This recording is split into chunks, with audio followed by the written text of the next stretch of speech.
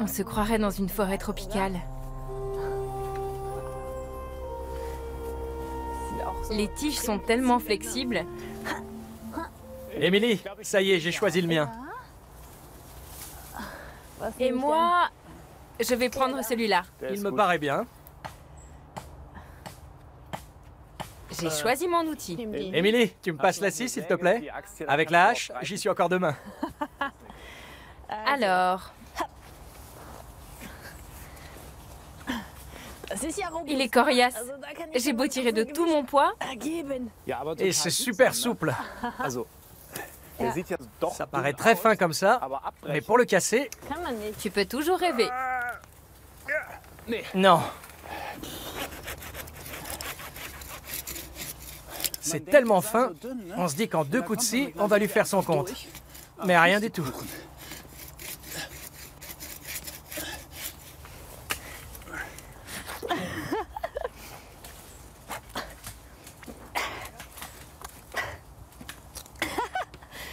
Encore un chouïa.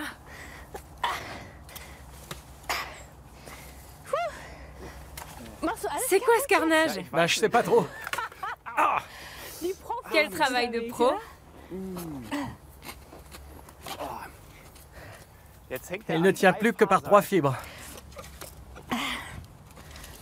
Ça y est, je l'ai eu. Je l'ai eu. On le met à part? Voilà. Et hop, j'ai réussi. Bon, trêve de jérémiade. Ça y est, je l'ai eu.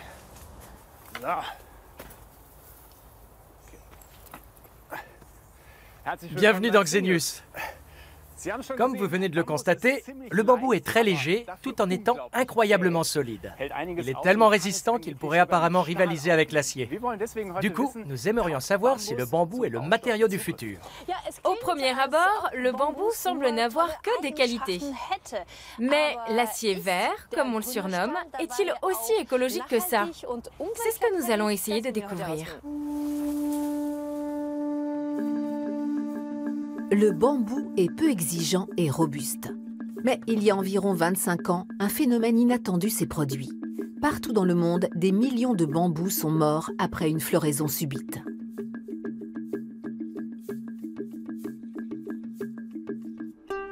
Wolfgang Eberts est pépiniériste.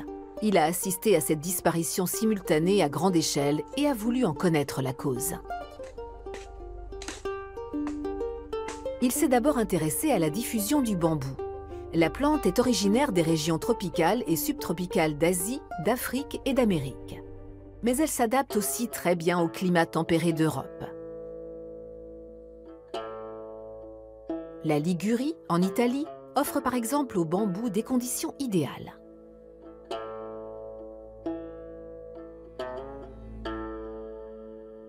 Le bambou appartient à la famille des Poacées. Sa croissance est très rapide. Sa tige, appelée chaume, peut pousser de 30 cm par jour.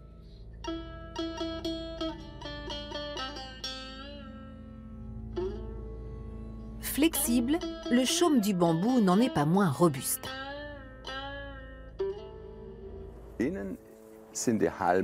Les chaumes sont formés d'une succession de nœuds et d'entrenœuds. Les entrenœuds sont creux.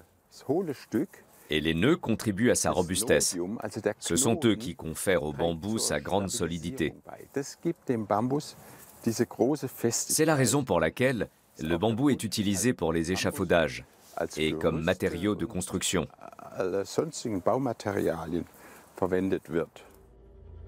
Deux genres de bambous sont surtout représentés sous nos latitudes. Fargesia, dont fait partie le bambou parapluie, et Philostachys. Normalement, ces plantes se multiplient à partir de leurs tiges souterraines appelées rhizomes. Ceux de Philostachys sont longs et traçants. Ça, ce sont les rhizomes. De part et d'autre, ce sont les racines qui ne produisent pas de bourgeons. Ce sont les rhizomes qui bourgeonnent, plus précisément les yeux. On en voit un ici. Il peut soit engendrer un autre rhizome, soit former un chaume. le bambou parapluie fleurit de façon étonnante.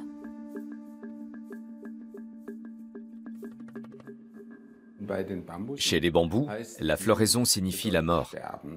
D'un autre côté, elle est suivie de la formation de graines. Une graine de bambou ressemble à un grain d'avoine. Et ces graines donnent naissance à des millions de clones.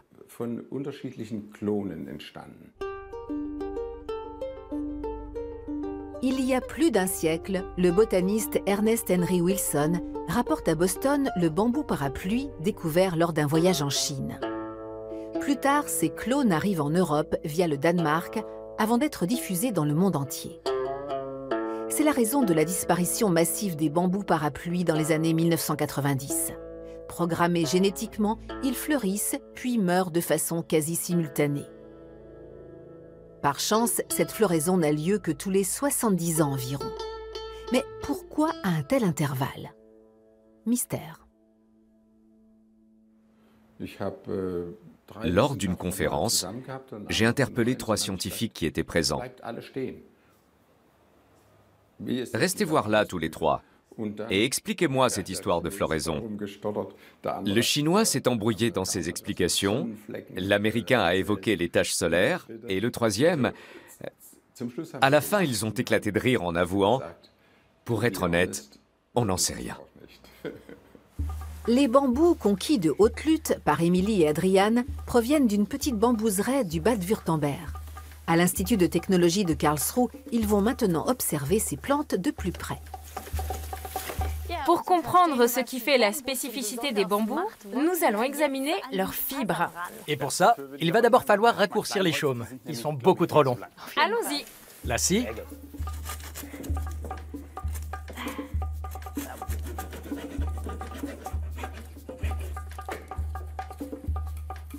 Ah oui.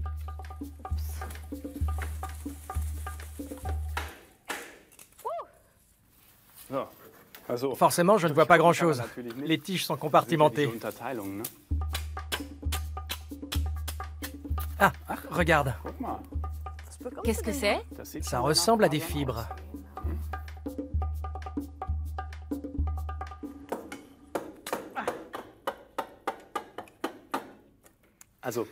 Ça y est, j'ai débité mon bambou. Mais je ne sais pas vraiment si ça, ce sont les fibres. Toi, tu es un peu plus avancé. Dirk Hebel va aider Émilie et Adrian à y voir plus clair. Avec son équipe, cet architecte recherche les matériaux avec lesquels construire les villes du futur. Depuis 2017, il enseigne la construction durable à la faculté d'architecture de Karlsruhe.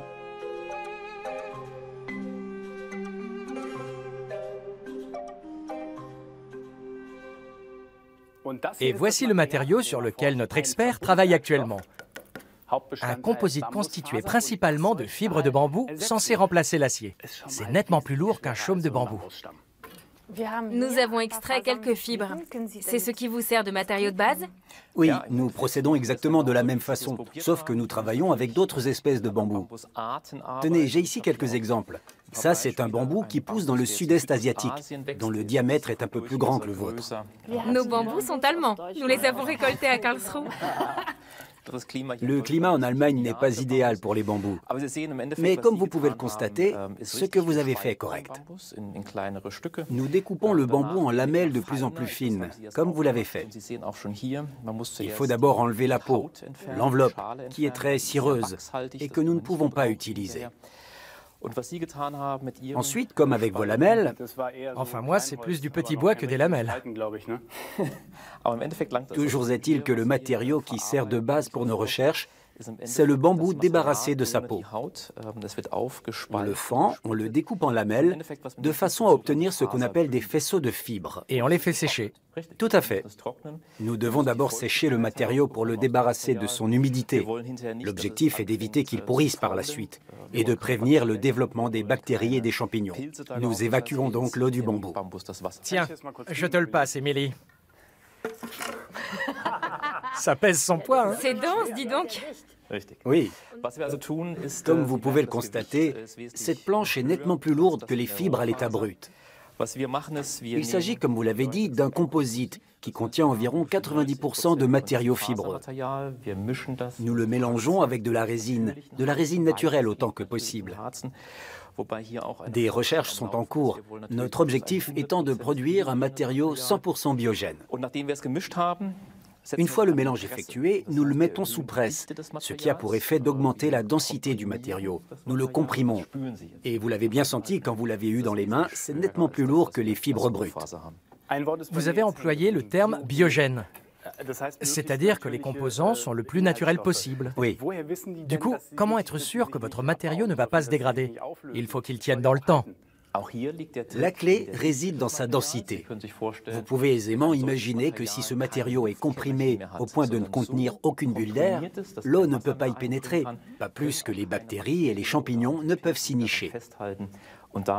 C'est ce processus de compression qui protège le matériau. Et pour la combustion? C'est la même chose. Deux éléments sont à prendre en compte. D'une part, le taux élevé de silice contenu dans les bambous. Cette substance minérale qui est présente naturellement dans les bambous empêche la combustion. D'autre part, la compression qui chasse l'air. Or, sans oxygène, rien ne peut brûler. Ce matériau est censé remplacer l'acier dans la construction. Or, dans le cas du béton armé, par exemple, ce sont des barres d'acier qui confèrent la stabilité à l'ensemble. Est-ce que des tiges de bambou comme celle-là peuvent vraiment remplacer ces barres d'acier? Dans le cas du béton armé, la stabilité est effectivement assurée par un élément, l'acier, qui supporte les forces de traction, tandis que le béton résiste aux forces de compression. Mais nous pouvons effectivement remplacer l'acier par le bambou. Dans ce cas, c'est le bambou qui supporte les forces de traction, tandis que le béton résiste aux forces de compression. Mais nos recherches visent aussi à remplacer à terme le béton. L'extraction de sable dans le monde pour le secteur du bâtiment et notamment pour la production de béton est telle que la pénurie guette.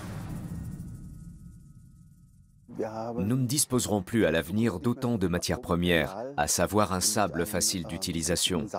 Du sable à grains ronds, il y en a à profusion, mais il n'est pas approprié pour couler du ciment. L'architecte Andrés Bepler est germano-colombien. Il s'est inspiré d'une technique de construction ancestrale d'Amérique du Sud pour bâtir une école en bambou dans le pays natal de sa mère.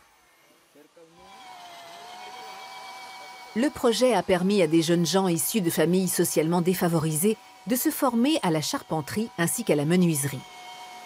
En Colombie, on utilise traditionnellement les bambous du genre guadua, particulièrement robustes et au chaume rond. Séché et traité contre les nuisibles, ce matériau offre une résistance à toute épreuve.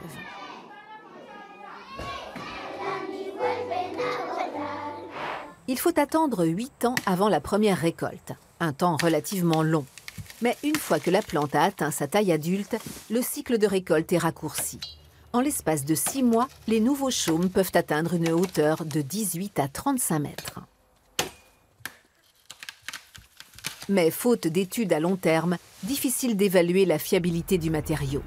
Sans traitement adéquat, il est inflammable.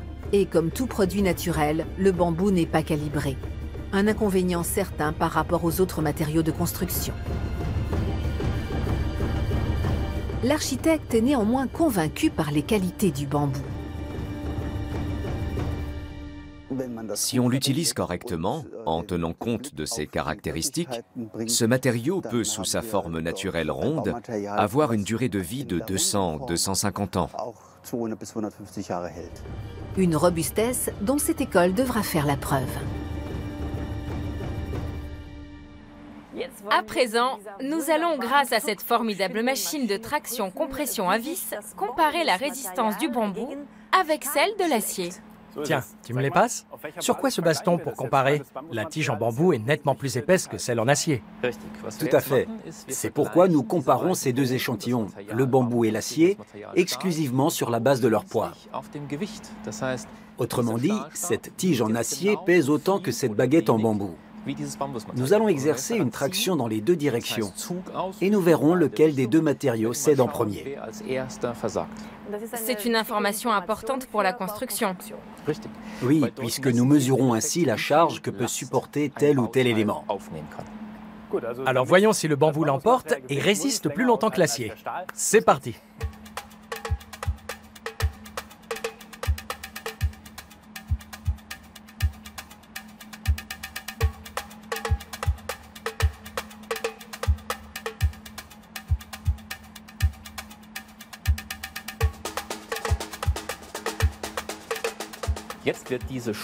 La vis qui se trouve à l'intérieur de la machine est entraînée par rotation vers le haut, ce qui a pour effet d'écarter les deux traverses en métal. Nous allons exercer une traction sur la baguette en bambou jusqu'à ce que nous entendions craquer et provoquions la rupture du matériau. Là, on est à 15 kN.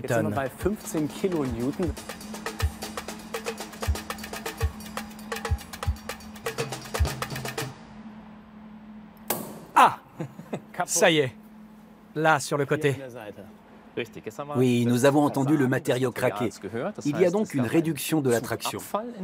À un moment, la machine ne rencontre plus de résistance et décide que l'essai est terminé. Nous allons donc pouvoir recommencer avec l'acier et comparer les deux.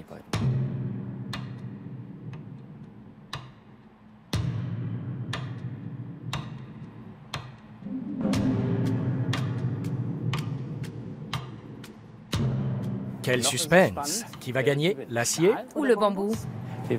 Nous constatons que l'acier commence à s'allonger. C'est ce qu'on appelle l'écoulement plastique. Un claquement comme celui de tout à l'heure nous indiquera que le matériau a lâché. Ça y est, la tige a rompu. Comme nous venons de voir, la traction était trop importante et le matériau s'est rompu. Nous pouvons également constater que la rupture a eu lieu plus tôt qu'avec le bambou. L'acier est vraiment chaud, preuve que la sollicitation a été importante. Fais attention, hein. Alors, résultat des courses? À partir des deux échantillons que nous venons de comparer, nous pouvons conclure qu'à poids égal, le bambou peut supporter une charge environ 3 fois plus importante que l'acier. Et quelle est la durée de vie du composite en bambou? Nous savons que l'acier a bien sûr une durée de vie très importante. Mais nous savons aussi qu'en République fédérale d'Allemagne, 60% des dommages subis par des projets d'infrastructure sont dus à la corrosion de l'acier dans le béton. Vous avez peut-être déjà vu des ponts devant être restaurés et rénovés en raison de la corrosion. Avec le bambou, nous n'avons pas ce genre de problème. Notre objectif est de réussir un jour à fabriquer des éléments de construction que l'on pourra, après usage, jeter au compost sans avoir à gérer des déchets dont certains sont toxiques, comme c'est encore le cas malheureusement dans le bâtiment. Dans les magasins de bricolage, on peut trouver des parquets ou des plans de travail en bambou pour la cuisine, par exemple. Quelle est la différence entre votre matériau et ceux qui existent déjà dans le commerce? Ceux dont vous parlez ont été auparavant portés à des températures très élevées afin que le sucre contenu dans le bambou caramélise et devienne marron foncé. On obtient ainsi une jolie couleur, mais la structure cellulaire, les fibres sont rompues. Il n'y a donc plus de résistance à la traction. Et le traitement chimique? Comme vous pouvez l'imaginer, ces fabricants cherchent surtout à remporter la guerre des prix. Leur objectif n'est pas tant de fabriquer des produits biodégradables que d'être le moins cher possible.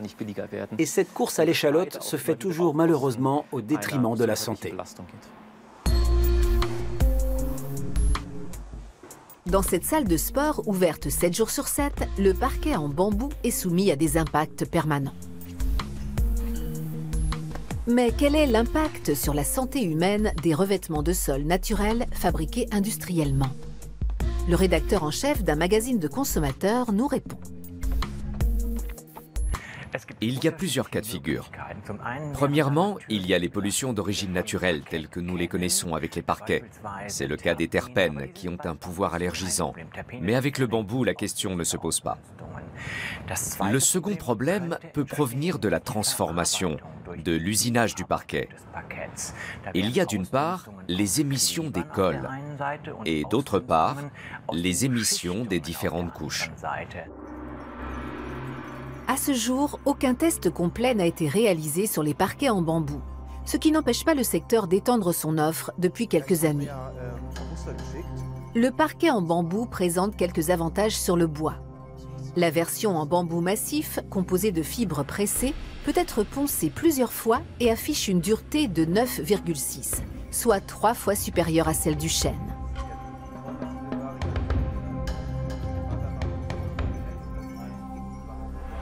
La version en contrecollé, composée de 3 couches, n'est pas aussi résistante. Seule la couche supérieure est en bambou. Les 2 autres sont en bois tendre et en fibres haute densité. Les bambous sont abattus, débités, puis les lamelles sont traitées à la vapeur, ce qui leur confère une certaine teinte. Elles sont ensuite pressées soit à l'horizontale, soit à la verticale. Pour terminer, les lames sont scellées, traitées contre les UV et huilées, ce qui permet de fabriquer une grande palette de modèles. Dotés d'une surface légèrement structurée, les parquets en bambou existent dans une large gamme de couleurs. La plupart viennent de Chine. Mais quel modèle faut-il privilégier pour une pièce à vivre ou un espace de travail ?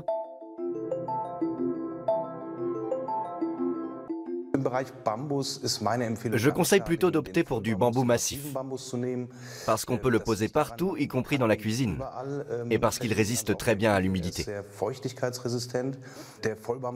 Qui plus est, il n'est pas beaucoup plus cher que le contrecollé traditionnel. Personnellement, mon choix se porte vers le bambou massif.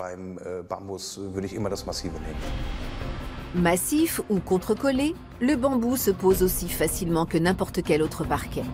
Si la pièce présente toutefois un taux d'humidité inférieur à 60%, le bambou risque de se contracter ou de gonfler, ce qui peut provoquer la formation d'interstices ou de fissures. Le bambou est très à la mode, mais il reste à ce jour un produit de niche. D'autres types de parquets prêts à poser disposent de parts de marché nettement plus importantes.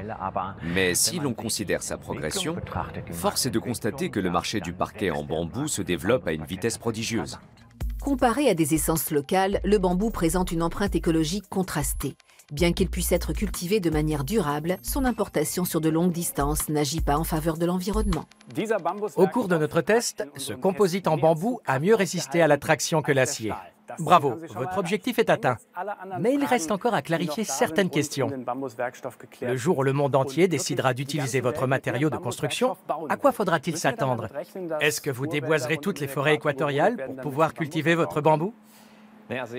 Il faut d'abord comprendre que ce matériau de construction que nous sommes en train d'élaborer est un matériau régional, c'est-à-dire qu'il est destiné à des régions qui se trouvent précisément autour de l'équateur.